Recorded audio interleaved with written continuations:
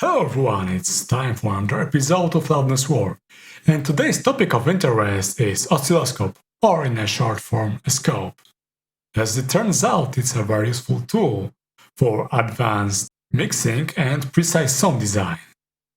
In a similar fashion to spectrum analyzer, which I covered some months ago, that one was very helpful in understanding advanced topics such as FM synthesis. So, oscilloscope has other uses. For instance, it's very helpful in explaining dynamics and compression, but also more obscure phenomena such as phase alignment and filter ringing. And I'm going to cover all that today. Stay tuned.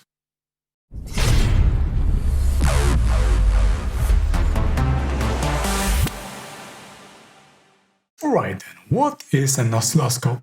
Well, the definition is very simple. It's a device that plots signal's amplitude over time, just like that. Period. As simple as it may seem, there are hundreds of oscilloscopes available, both free and commercial. The one I'm using here is a freebie called Signalizer, which has two distinct features that are very useful for electronic music production. First of all, it's synced to host tempo, just like this. Now it's synced to a beat, so every time I see a single kick on this screen. And the second important feature is that it paints the waveform depending on frequency content. I requested that feature myself, inspired by Recordbox from Pioneer. And this does the similar. The high frequencies are painted in blue, while the low frequencies are painted in red, with shades of green and yellow in between. If you want to get this one, check the link in the description. So, what are the use cases of oscilloscope? First of all, it's very useful for learning and understanding dynamics and compression. All the people keep asking, what is a compressor? How do I set up a compressor? How to compress, dude? And while the question is difficult, my answer is simple and short. Don't guess, just see it on your own. Okay, let's see this simple club. It's actually called Simple Club by the author. And I've got two instances of Signalizer running here and a bypass compressor. Let's freeze the uncompressed signal. Okay, we've got it here. Now let's enable a compressor with gain compensation so that the root mean square value is just about the same, but the dynamics have changed. Let's freeze this one as well.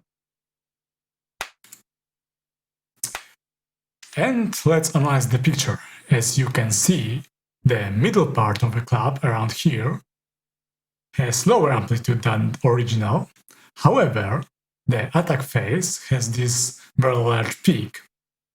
And the tail also seems longer, which may be or may not exactly be what you need in your mix, depending on other sounds.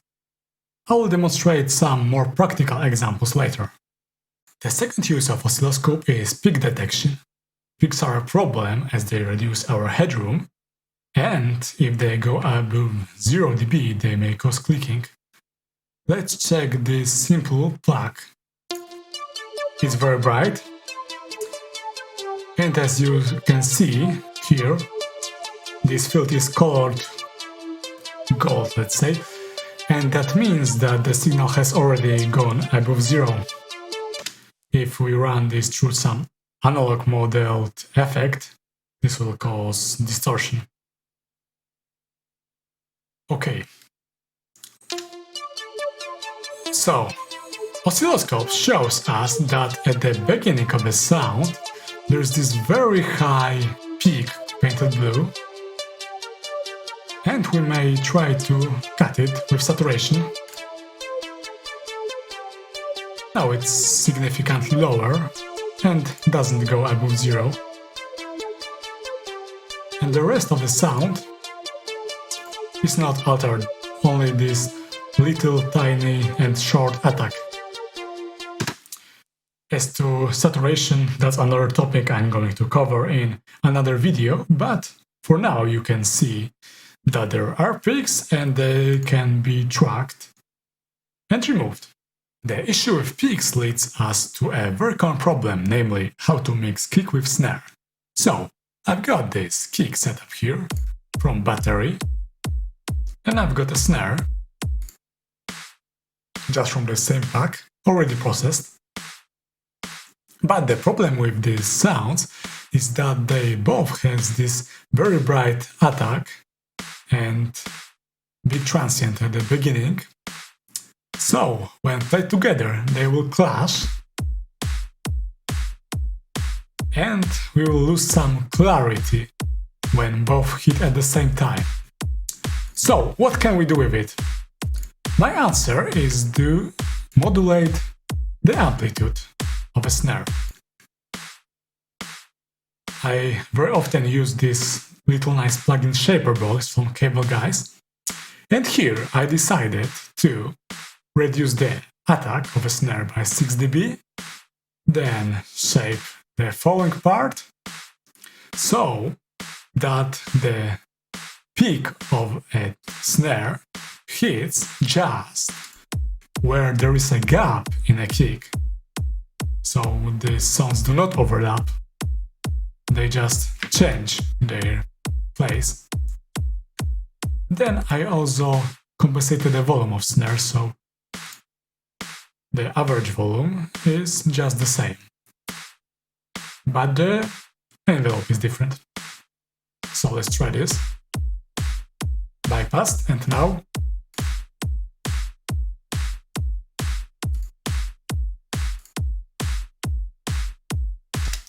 they now fit together nicely, as the snare is effectively a bit delayed compared to a kick, so it has its own place to shine. It will become more audible in a full mix. Okay, it's not the peak in the history of trance, but let's stay with me. Listen to the snare.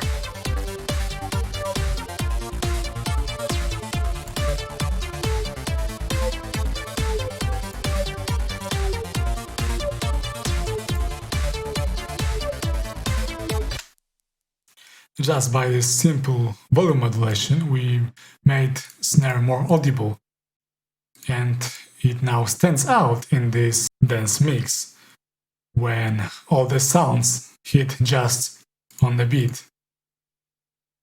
Well, this example is pretty simple, but if you have a full complex mix with many effects coming in and out, then it may be sometimes difficult to notice what exactly clashes with what and while are we losing some clarity. So oscilloscope and peak tracking can help us find these issues. Another tricky issue I would like to discuss is filter ringing. Many people are surprised that if they take their bass line and filter it with a high-pass filter, it suddenly introduces some artifacts. So what's going on? Well, let's examine that. I've got this Psy bass running here. It's pretty dense, so let's try to add some transgate effect to introduce gaps between notes. Here they are. But now it still doesn't sound very good, so I set up an equalizer here. Let's enable it. Okay. Sounds nicer, but watch how the gaps have gone. And also we've got some weird peaks added here.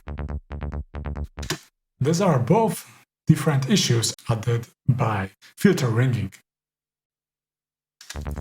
The issue with gaps which are gone due to filter ringing can be easily solved by moving shaper box, which is our transgate, to after the equalizer. Okay, so the gaps are restored. This, however, may introduce some clicking if you are not careful, but for now it worked quite nicely. Let's hear this together.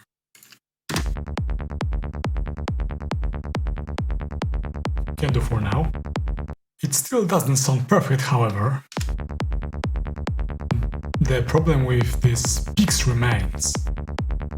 While it's difficult to track by ear, it is clearly visible on oscilloscope, and the source of this problem is ringing introduced by aggressive high-pass filtering. But luckily I've got this little phase shifter set up here. Let's enable it.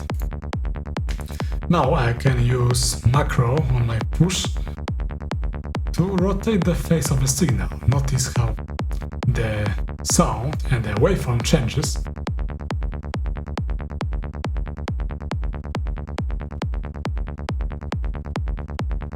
And in some settings it sounds better than another. First of all, I would like to fix the issue with the two sounds clashing here when the kick overlaps with bass. This can be solved just by adjusting phase so that the sounds add in phase rather than cancel.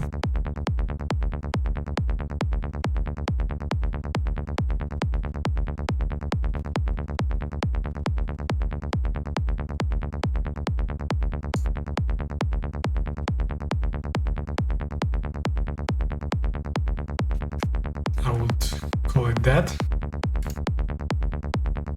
Compare.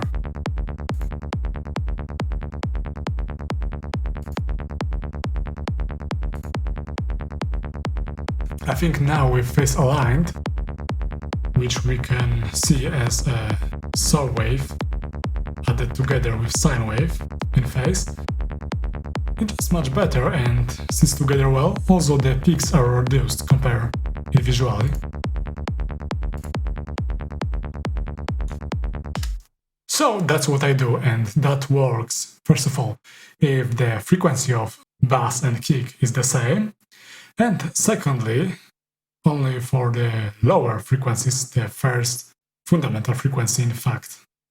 For high bass it's irrelevant, but for a solid bass line, the low end, that's the trick I use all the time, and it does the job that would otherwise be difficult to achieve just by tweaking equalizer or synthesizer settings. The phase alignment is where Oscilloscope shines. Okay, that's all for today. That was a quick overview of possible uses of Oscilloscope for mixing. As to dynamics and compression, these are a complex topic that require at least a few episodes to explain, which however I'm going to record. If you don't want to miss the future episodes, just hit the like and subscribe already. See you next time!